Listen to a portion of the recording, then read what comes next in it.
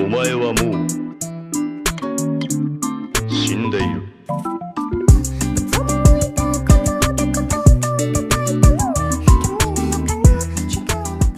Assalamualaikum warahmatullahi wabarakatuh. Perkenalkan, kami kelompok ekonomi kreatif yang beranggotakan 3 orang, yaitu saya sendiri, Tukar Muhammad Lutfi, lalu Febrian Mustafa, dan yang terakhir Muhammad Wahyu Ilyas. Di sini kami akan menjelaskan hasil diskusi tentang ekonomi kreatif di era 4.0 menuju era 5.0. Sebelumnya, saya akan menjelaskan tentang ekonomi kreatif. Ekonomi kreatif adalah salah satu sektor perekonomian yang menggunakan ide dan pengetahuan berkonsep kreativitas dari manusia yang berperan sebagai aktor produksi utamanya. Ekonomi kreatif memiliki dasar ide manusia yang tergolong baru, unik dan inovatif. Mendapat dukungan dari industri-industri kreatif, sektor perekonomian ini dapat bergerak maju dan berkembang. Konsep perekonomian ini lebih mengutamakan kreativitas, ide, dan pengetahuan dari sumber daya manusianya. Dalam perkembangannya, ekonomi ini telah terbukti dapat memajukan perekonomian yang salah satunya di negara kita, yaitu Indonesia. Ekonomi kreatif menurut Departemen Perdagangan RI 2009. Industri kreatif adalah industri yang berasal dari pemanfaatan kreativitas, keterampilan, serta bakat individu untuk menciptakan kesejahteraan dan lapangan pekerjaan dengan menghasilkan dan memberdayakan daya kreasi dan daya cipta individu tersebut. Selanjutnya akan dilanjutkan oleh teman saya.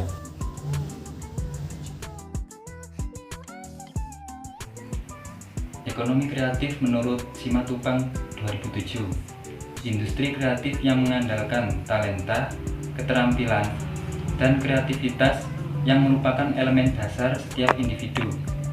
Unsur utama industri kreatif adalah kreativitas, keahlian, dan talenta yang berpotensi meningkatkan kesejahteraan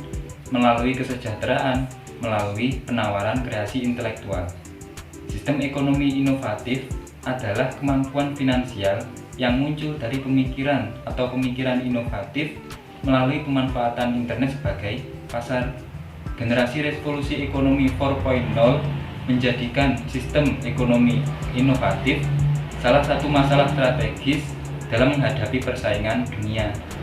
Berdasarkan Perpres nomor 72 tahun 2015, sistem ekonomi inovatif dibagi menjadi 16 kelompok, namun yang paling dominan pada periode ini adalah kuliner, yaitu sebesar 41,4%, fashion 18,01%, kerajinan 15,4%. Indonesia memiliki kapabilitas yang luar biasa sebagai pusat perbaikan keuangan yang inovatif karena kemampuan aset herbalnya dan keragaman budayanya.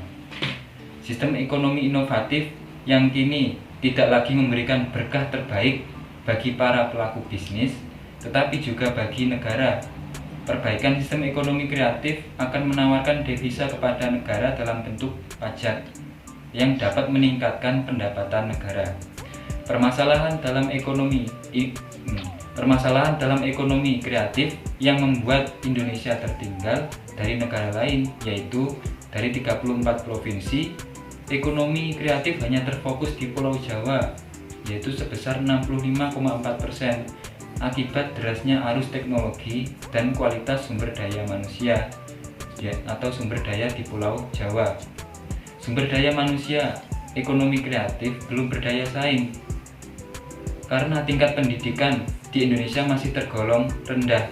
Peta pengelolaan ekonomi kreatif belum terwujud dengan baik, padahal sudah ada lembaga ekonomi kreatif, yaitu lembaga non-pemerintah yang membantu presiden dalam mengelola ekonomi kreatif. Ekonomi kreatif di era revolusi 4.0 harus mengantisipasi perkembangan teknologi dan informasi. Dalam hal ini diperlukan kemitraan, dan yang perlu diperhatikan adalah komitmen. Dan yang perlu diperhatikan adalah para mitra memiliki visi dan misi yang sama, kepercayaan dan komitmen yang erat sehingga saling menguntungkan, baik itu pemerintah ataupun pelaku ekonomi kreatif. Untuk selanjutnya akan disampaikan oleh rekan saya.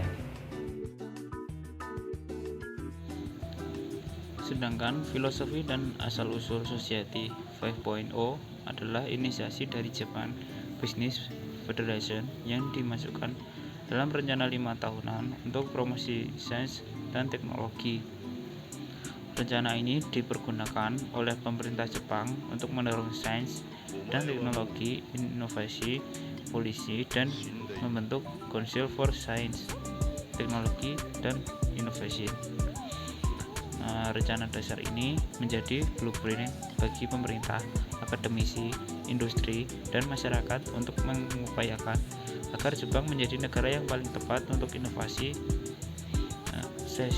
Society 5.0 adalah masyarakat yang baru di mana inovasi sains dan teknologi mengarahkan kehidupan masyarakat dalam mencapai keseimbangan di antara pertumbuhan ekonomi dan penyelesaian persoalan sosial masyarakat yang super smart dan makmur, di mana cyberspace dan physical space integrasi dengan erat.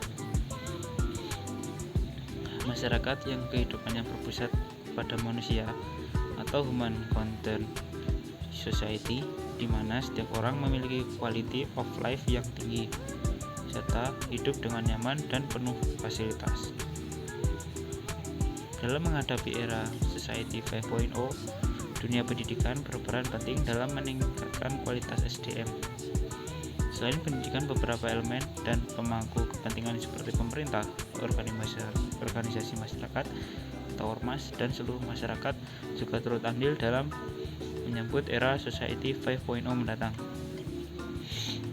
Menurut saya, dalam hal ini, mahasiswa juga perlu memiliki kesiapan dan kemampuan berketerampilan berpikir tingkat tinggi untuk menjawab tantangan global era Society 5.0.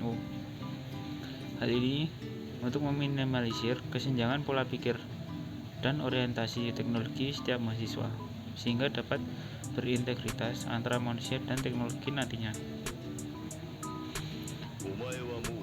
Di mana Society 5.0 atau 5.0 nanti manusia dituntut untuk lebih cepat menghasilkan solusi dalam memenuhi kebutuhannya. Hal ini berdampak pada manusia untuk terus menggali informasi serta menciptakan inovasi baru guna menunjang kelangsungan hidupnya. Maka dapat disimpulkan manusia di era ini bersikap dan berpikir maju dan harus mengikuti pola perkembangan zaman, namun tidak lupa dengan identitas bangsa. Jadi, pemuda Indonesia dalam era 5.0 mempunyai peran yang sangat penting sebagai agen perubahan. Sumpah Pemuda salah satunya menjadi bukti nyata pentingnya peran pemuda. Peran tersebut berlanjut hingga saat ini.